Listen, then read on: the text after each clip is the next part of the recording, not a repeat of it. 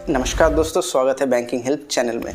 मैं education loan के ऊपर कई सारे वीडियोस बना चुका हूं, लेकिन जब भी स्टूडेंट एजुकेशन लोन के लिए अप्लाई करते हैं ना, तो उसके मन में कई सारे कन्फ्यूजन्स, डाउट, क्वेरीज रहता ही है।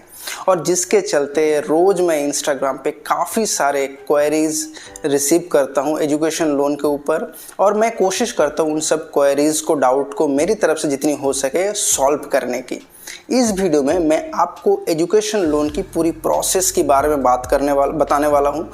स्टार्टिंग से लेके एंड तक जो भी स्टेप बाय स्टेप प्रोसीजर है जो बैंक फॉलो करता है, स्पेशली एसबीआई, उसके बारे में मैं आपको इस वीडियो में बताऊंगा। तो इससे आपको एक ओवरऑल आइडिया बन जाएगा कि एजुकेशन लोन अप्लाई करते वक्त क्या क्या प्रोसेस रहता है, किस तरह से फाइल को मूव किया जाता है, किस तरह से आपकी एजुकेशन लोन सैंक्शन होता है। और लास्ट में एक सरप्राइज है, अगर आप एजुकेशन लोन अप्लाई करना चाहते हैं तो मैं आपको एक ऐसी वेबसाइट के बारे में बताऊँगा जिस वेबसाइट पर रजिस्ट्रेशन करने पर आपके लिए वो वेबसाइट एक गाइड की तरह काम करेगा। अगर आप एजुकेशन लोन अप्लाई करते हैं तो स्टार्टिंग से लेके एंडिंग तक वो वेबसाइट का आपको गाइड करता रहेगा और पूरा गाइडेंस आपको फ्री में मिलेगा। सबसे मज़े की बात यह है कि आपको एक भी पैसा इसके लिए खर्चा करने की ज़रूरत नहीं है। पूरा का पूरा प्रोसेस, यानी पूरा जो आपको एक एक्सपर्टाइज का जो गाइडेंस मिलेगा वो पूरा फ्री में मिलेगा। तो वीडियो को लास्ट तक ज़रूर देखें और लास्ट में मैं आपको इस वेबसाइट के बारे में बताऊँगा। जब आपका कॉलेज में एडमिशन सिक्योर्ड हो जाता है, यानी कि जब आपको एडमिशन मिल जाता है, तब आपको एजुकेशन लोन की ज़रूरत पड़ता है। अगर इन केस आपको लोन चाहिए तो जब मान लेते हैं कि आपको सिक्योर्ड एजुकेशन लोन की ज़रूरत है। अब यहाँ पे दो तरह का लोन है, पहले ही बता देता हूँ। सिक्योर्ड अनसिक्योर्ड लोन, दो तरह का लोन होता है। सिक्योर्ड लोन मतलब जिस एजुकेशन लोन अप्लाई करते वक्त आपको सिक्योरिटी बैंक में जमा करना होता है, वो हो जाता है सिक्योर्ड लोन। और एक होता है अनसिक्योर्ड लोन, मतलब यहाँ पे अगर आप लोन के लिए अप्लाई करते हैं बैंक में तो कोई सिक्योरिटी देने की ज़रूरत नहीं होता है। नॉर्मली एसबीआई में अप टू 7.5 लाख तक अनसिक्योर्ड लोन दिया जाता है। अगर किसी स्टूडेंट को 7.5 लाख से ज़्यादा लोन चाहिए तो उसको सिक्योर्ड एजुकेशन लोन ही लेना पड़ता है।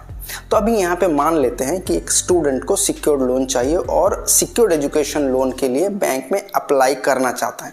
देखिए, जब भी आप बैंक में लोन के लिए अप्लाई करेंगे तो आपके पास कुछ डॉक्यूमेंट्स, बेसिक डॉक्यूमेंट्स पहले से ही होने चाहिए। वो डॉक्यूमेंट्स से ही आप बैंक में लोन के लिए अप्लाई कर सकते हैं। अब डॉक्यूमेंट्स कई सारे, मतलब बहुत सारे हैं, तो इसको बेसिकली हम लोग 4 कैटेगरी में डिवाइड कर सकते हैं। पहला आता है केवाईसी डॉक्यूमेंट्स, फिर आता है आपका इनकम डॉक्यूमेंट्स, फिर तीसरे नंबर पे आएगा एकेडमिक डॉक्यूमेंट्स और लास्ट में आएगा सिक्योरिटी डॉक्यूमेंट्स। ये जो कैटेगरी मैंने बताई, मैं खुद ही डिवाइड किया हूँ, कैटेगरी बनाया हूँ ताकि आपको समझ में आसानी हो। तो पहले बात करते हैं केवाईसी डॉक्यूमेंट्स के बारे में। केवाईसी डॉक्यूमेंट्स मतलब आपको पता है, आधार कार्ड, पैन कार्ड, यानी कि आईडी कार्ड चाहिए आपका एक, और एड्रेस प्रूफ चाहिए आपका भी चाहिए। और जो को एप्लीकेंट रहेगा, नॉर्मली को एप्लीकेंट रहता है पेरेंट्स, तो पेरेंट्स का भी आईडी कार्ड और एड्रेस प्रूफ, और स्टूडेंट का भी आईडी कार्ड, एड्रेस प्रूफ देना पड़ता है। साथ ही साथ दो करके पासपोर्ट साइज फोटोग्राफ। ये हो गया केवाईसी डॉक्यूमेंट्स। जब आप बैंक में एजुकेशन लोन के लिए अप्लाई करते हैं तो केवाईसी डॉक्यूमेंट्स में इतनी सारी डॉक्यूमेंट्स आपको चाहिए ही होता है। उसके बाद आते हैं इनकम डॉक्यूमेंट्स। देखिए, इनकम डॉक्यूमेंट्स नॉर्मली जो को एप्लीकेंट रहता है, नॉर्मली पेरेंट्स, उसका लिया जाता है। अब यहाँ पे दो तरह का इनकम डॉक्यूमेंट्स एक्सेप्ट किया जाता है। सैलरीड क्लास लोगों के लिए अलग डॉक्यूमेंट होता है, जो लोग बिजनेस करते हैं उनके लिए अलग से डॉक्यूमेंट लगता है। अगर कोई सैलरीड क्लास एम्प्लॉय है तो उसका इनकम डॉक्यूमेंट्स होता है 3 महीने का पे स्लिप और लास्ट 2 साल का ITR, बस हो गया। और उसके साथ लास्ट 3 महीने का बैंक अकाउंट स्टेटमेंट। तो ये हो गया इनकम डॉक्यूमेंट्स। अगर बिजनेस क्लास से बिलोंग करता है तो लास्ट 3 इयर्स का IT रिटर्न और प्रॉफिट एंड लॉस का स्टेटमेंट देना पड़ता है, और साथ ही साथ स्टेटमेंट देना होता है 1 साल का। ये हो गया बिजनेस क्लास का। अब मान लीजिए जिसका इनकम, यानी कि जिस पेरेंट्स का इनकम टैक्स के कैटेगरी में नहीं आता है, तो उस केस में नॉर्मली एसबीआई एक इनकम सर्टिफिकेट एक्सेप्ट करता है। इनकम सर्टिफिकेट कोई गैजेटेड ऑफिसर इशू कर सकता है। तो ये जो इनकम सर्टिफिकेट जब इशू होगा, ये आप as a income documents bank में सबमिट कर सकते हैं। अब बात करते हैं एकेडमिक डॉक्यूमेंट्स की। एकेडमिक डॉक्यूमेंट्स में मेन जो पहला आता है वो होता है admission proof to the college या यूनिवर्सिटी। अब एडमिशन प्रूफ में आप ऑफर लेटर भी दिखा सकते हैं बैंक में, या फिर एडमिशन लेटर भी दिखा सकते हैं, या फिर अगर आप पहले से ही भर्ती हो गए हैं तो आईडी कार्ड इशू हो जाएगा कॉलेज की या यूनिवर्सिटी की तरफ से या इंस्टीट्यूट की तरफ से, तो वो आईडी कार्ड भी आप बैंक में सबमिट कर सकते हैं एज ए प्रूफ कि हाँ मुझे एडमिशन मिल गई है। दूसरा आता है course fee structure. Course fee structure मतलब जो कितना खर्चा होने वाला है उस पर्टिकुलर कोर्स पे, उसका एक क्या बताएं, एक आपको लेटर मिल जाता है यूनिवर्सिटी या कॉलेज या फिर इंस्टीट्यूशन की तरफ से। उसका एक कॉपी आपको बैंक में देना पड़ता है। मान लीजिए आपका 3 साल का कोर्स है, तो उसमें हर साल में कितना ट्यूशन फ़ी रहेगा, कितना हॉस्टल फ़ी रहेगा, कितना लाइब्रेरी फ़ी, बुक फ़ी वगैरह वगैरह, पूरा का पूरा जो पर ईयर के हिसाब से बैंक की तरफ से इंस्टीट्यूट या कॉलेज या यूनिवर्सिटी की तरफ से मिल जाता है। ये वाला चीज़ आपको बैंक में देना पड़ेगा। तो बैंक इसी के ऊपर बेस करके, इनकम के ऊपर बेस करके आपको लोन देगा। और एक फैक्टर है, मैं बाद में आता हूँ। तो बेसिकली ये एक आपका मेन डॉक्यूमेंट्स है जिसके ऊपर बेस करके बैंक लोन अमाउंट तय करता है। और फिर आता है मार्कशीट। अगर आप मान लीजिए डिग्री कोर्स के लिए लोन अप्लाई कर रहे हैं तो आपको क्लास 10, 12 की मार्कशीट देना पड़ेगा। अगर आप पोस्ट ग्रेजुएशन के लिए लोन अप्लाई करते हैं तो आपको डिग्री मार्कशीट देना होगा, क्लास 11 की मार्कशीट देना होगा, 12 की मार्कशीट भी देना पड़ेगा। तो मार्कशीट का कॉपी भी आपको बैंक में सबमिट करना होता है। और एक चीज़ होता है, ये होता है गैप सर्टिफिकेट। अगर मान लीजिए पोस्ट ग्रेजुएशन के लिए आप लोन अप्लाई कर रहे हैं, अब डिग्री आपने कंप्लीट की है 2013 में, मान लेते हैं, जस्ट एक एग्जांपल मैं बता रहा हूँ, 2013 में, और आप पोस्ट ग्रेजुएशन कोर्स स्टार्ट कर रहे हैं 2020, अभी तो 2024 चल रहा है, मान लीजिए 2021 में आपने डिग्री कोर्स कंप्लीट की और 2024 में आप स्टार्ट करना चाहते पोस्ट ग्रेजुएशन कोर्स। तो यहाँ पे जो 21 से लेकर 24 यानी कि 3 साल का गैप है। नॉर्मली क्या होता है कि ग्रेजुएशन के तुरंत बाद नेक्स्ट ईयर में पोस्ट ग्रेजुएशन स्टार्ट होता है। तो अगर वो गैप रहता है वहाँ पे, इमीडिएटली स्टार्ट नहीं होता है, हो सकता है मेडिकल इशू है, हो सकता है कि आप किसी दूसरे कोर्स के लिए कुछ प्रिपरेशन कर रहे थे, फिर नहीं हुआ, फिर आप पोस्ट ग्रेजुएशन, वो कई सारे रीज़न हो सकते हैं। तो अगर गैप है तो उस गैप का एक सर्टिफिकेट भी आपको बैंक में सबमिट करना होगा। तो इसके ऊपर मैंने एक ऑलरेडी अलग से वीडियो बनाया। अगर आपको और भी जानकारी चाहिए गैप सर्टिफिकेट के ऊपर या गैप सर्टिफिकेट होता क्या है, किस तरह से इशू की जाती है, तो उसके लिए मैं डिस्क्रिप्शन बॉक्स में उसका एक वीडियो का लिंक डाल दूँगा, वो वीडियो भी आप देख सकते हैं। तो ये सारे डॉक्यूमेंट्स आपको रेडी रखना है। उसके साथ बैंक से आपको एक लोन एप्लीकेशन फॉर्म मिल जाएगा, लोन एप्लीकेशन फॉर्म भी फिल करना है। फिल करने के बाद ये सारे डॉक्यूमेंट्स उसके साथ अटैच करके बैंक में जमा कर देना है। अब बैंक अपना काम शुरू कर देगा। अब हाँ, जैसे कि मैंने पहले बताया कि ये लोन में सिक्योर्ड लोन के लिए बात कर रहा हूँ, तो एक और डॉक्यूमेंट्स आपको देना पड़ेगा और वो होता है सिक्योरिटी डॉक्यूमेंट्स। जो सिक्योरिटी आप बैंक को देना चाहते हैं उसका डॉक्यूमेंट्स आपको बैंक में जमा करना है। मान लीजिए कि आप फ्लैट या हाउस गिरवी रखना चाहते हैं एज ए सिक्योरिटी बैंक को, तो उसका सेल डीड, उसका प्लान का एक कॉपी वो आपको बैंक में जमा करना होगा। सेल डीड या टाइटल डीड बोलते हैं उसको, वो आपको जमा करना होता है, उसका एक कॉपी जमा करना होता है इनिशियली। फिर जमा करने के बाद बैंक आपका लोन का प्रोसेसिंग स्टार्ट करे। तो जैसे सारे डॉक्यूमेंट्स आप बैंक में जमा कर देंगे, बैंक शुरू करेगा उसका प्रोसेसिंग शुरू करने से पहले बैंक क्या करेगा, स्टूडेंट और को एप्लीकेंट यानी कि पेरेंट्स का रेसिडेंस का वेरिफिकेशन करेगा। रेसिडेंस का वेरिफिकेशन यानी कि इंस्पेक्शन। ये inspection normally bank third party agency से करवाते हैं या फिर कभी कभार बैंक का ऑफिसर भी जाके इंस्पेक्शन कर सकता है। फिर उसका इंस्पेक्शन रिपोर्ट जैसे ही आ जाएगा, फिर बैंक क्या करेगा, जो को-एप्लीकेंट है यानी कि पेरेंट्स, उसका ऑफिस का भी सेम तरीके से इंस्पेक्शन की जाएगी। और जो आप सिक्योरिटी डॉक्यूमेंट्स दिए हैं, जो प्रॉपर्टी आप गिरवी रखना चाहते हैं, उसका भी वेरिफिकेशन होता है और वो भी वेरिफिकेशन इस बैंक का स्टाफ करता है। तो जैसे ये सब रिपोर्ट आ जाएगा, फिर वो प्रॉपर्टी का डॉक्यूमेंट्स एक कॉपी बैंक अपने इम्पैनल्ड वैल्यूअर को देते हैं यानी कि इंजीनियर को देते हैं और एक कॉपी इम्पैनल्ड लॉयर को देते हैं। इम्पैनल्ड वैल्यूअर या इंजीनियर क्या करेगा, उस प्रॉपर्टी में जाके प्रॉपर्टी का मेजरमेंट लेके प्रॉपर्टी का एक मार्केट वैल्यू जो है एज ऑन दैट डे वो बैंक को दे देगा, एक रिपोर्ट बना के दे देगा। नॉर्मली 2 कॉपी बनता है उस रिपोर्ट का, एक कॉपी बैंक को जाता है, एक कॉपी स्टूडेंट को मिल जाता है। और दूसरा चीज़, जो लॉयर को यानी कि इम्पैनल्ड एडवोकेट को मिला है, वो भी पूरा का पूरा हिस्ट्री चेक करता है उस प्रॉपर्टी का। फिर हिस्ट्री चेक करने के बाद TIR यानी कि टाइटल इन्वेस्टिगेशन रिपोर्ट बनाते हैं और वो उसका दो कॉपी बनता है, यानी कि रिपोर्ट का 2 कॉपी बनता है। एक कॉपी बैंक को दिया जाता है, एक कॉपी स्टूडेंट या एप्लीकेंट को दिया जाता है।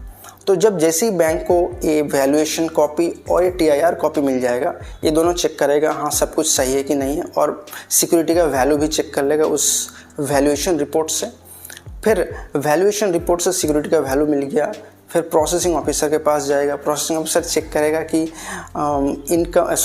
प्रोसेसिंग ऑफिसर चेक करेगा कि कोर्स फी कितना है, कितना पैसा चाहिए एक पर्टिकुलर पर ईयर के हिसाब से, और प्रॉपर्टी का वैल्यू कितना है, ये सफिशिएंट है कि नहीं है पूरा का पूरा कोर्स फी कवर करने के लिए। ये सारे पूरा कैलकुलेशन प्रोसेसिंग ऑफिसर करता है।